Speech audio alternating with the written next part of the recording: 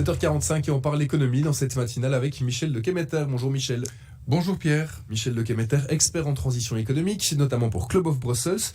Aujourd'hui, on va se poser une question. Est-ce qu'il faut, pour une économie vraiment collaborative, vraiment efficace, est-ce qu'il faut mutualiser les forces? Est-ce qu'il faut faire des alliances? Ça fait partie des enjeux du moment, au final, aujourd'hui, d'atteindre une économie collaborative la plus efficace possible. C'est vraiment là où on arrive dans le cœur du modèle, dans le cœur de l'enjeu. Nous sommes aujourd'hui dans une économie, il faut repenser la façon dont nous travaillons avec nos ressources existantes, matérielles, immatérielles, humaines, tangibles, intangibles. Et cette nouvelle intelligence qui est attendue en fait pour amener une nouvelle efficacité, c'est très difficile parce que nous sommes en Belgique dans un pays finalement assez égoïste en fait, voire un des plus égoïstes de la planète quand on compare ça à des pays qui sont plus dans le besoin, on collabore beaucoup plus. Donc il faut inventer des modèles collaboratifs qu'on peut contractualiser. Alors, bon, c'est le gros morceau. Donc, on va y aller franchement. Les enjeux, c'est la rapidité, l'innovation, de la concurrence des événements, la volatilité des modèles, mais les risques également des investissements à long terme.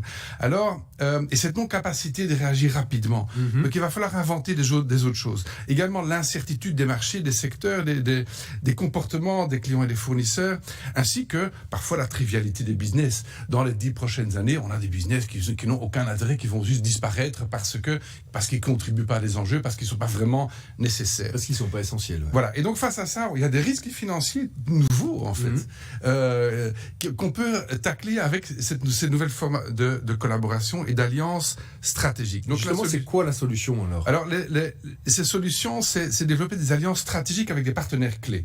Déjà, il faudrait les connaître. Donc, du coup, ça nous demande d'aller sur le terrain, dans son écosystème, et d'étudier un peu qui sont nos parties prenantes, qui à quel propriétaire de quelles ressources et comment les articuler. Quelles ressources peut m'être-t-il, etc. Avec qui est-ce que je peux collaborer? Exactement.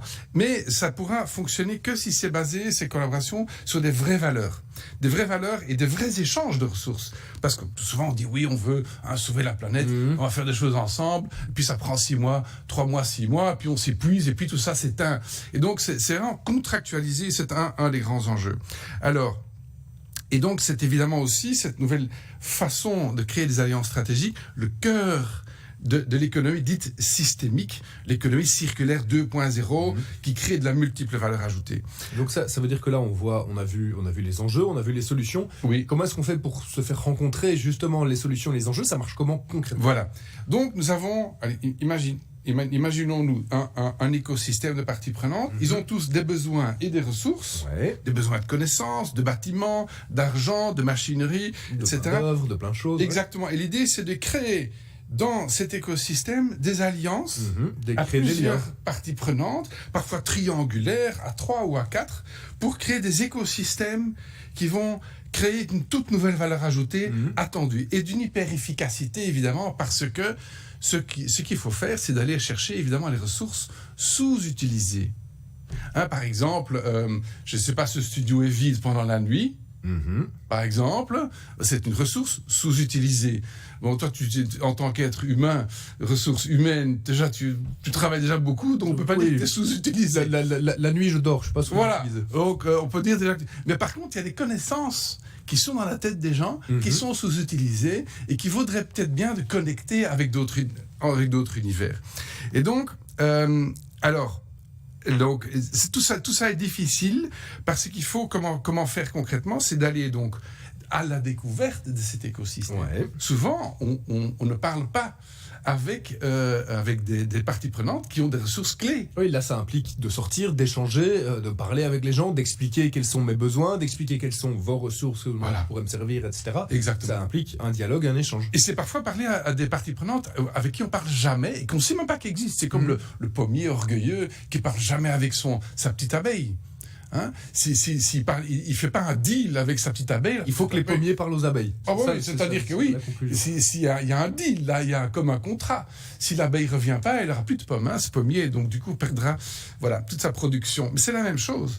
Qui sont nos petites abeilles? Qui sont les petites abeilles des grandes entreprises, des services publics, des universités, et parfois ces petites abeilles humbles créent beaucoup de valeur ajoutée. Alors, Alors pourquoi c'est intéressant? C'est parce que, évidemment, si on fait des deals, des alliances, sans posséder la ressource, eh bien on est beaucoup plus agile, évidemment, plus rapide sur la balle. Et on va avoir accès à des informations auxquelles d'autres n'auraient pas accès, qui nous permettraient d'amener une valeur ajoutée unique. Donc c'est l'agilité. Alors, du coup, c'est évidemment plus intelligent. Ouais, c'est plus intelligent, c'est plus rigolo à faire. C'est beaucoup Évidemment, plus fun. on s'amuse plus. Quand on est ensemble, l'intelligence collective, et sur des bases de valeurs de cœur, valeurs de sens, eh bien, du coup, ça crée beaucoup plus de motivation et d'engouement. Alors, voilà, quoi d'autre? Alors, il y a quand même aussi un truc, c'est que ça n'est pas quelque chose de figé. Il faut réitérer tout le temps. Donc, on s'y est évidemment essayé, vous l'aurez pu deviner. Tout ça n'est pas facile. Donc, il faut réitérer tout le temps. Et c'est en faisant des réitérations, en revisitant à chaque fois les contrats, revisitant les parties prenantes, une partie prenante qui entre, une qui sort, des alliances supplémentaires qu'on crée finalement à la longue, des processus, en fait. C'est un processus de création de valeur continue, nouvelle. Si on prend un peu un exemple concret pour bien comprendre comment ça fonctionne. Alors, un exemple très concret, on en a parlé dans la dernière chronique, c'est par exemple notre projet qu'on a de traitement décentralisé des déchets. Ouais. C'est une petite révolution Alors là, on s'est dit, mais comment on va faire? Du coup, on a dû d'abord aller chercher des technologies dans le monde entier. On en a trouvé en Inde, en Indonésie, aux États-Unis, en Europe, heureusement. Même en Afrique, on a trouvé des solutions smart. Donc, c'est faire des deals à long terme d'évolution, parce qu'il faut adapter ces technologies au marché local. C'est faire des deals avec des communes, des entreprises, des intercommunales, des écoles pour leurs déchets organiques, la grande distribution, des acteurs locaux pour ramener la logistique. Ce sont des deals à 10, 12, 15 parties prenantes, hein, et qui sont très difficiles à ficeler au début.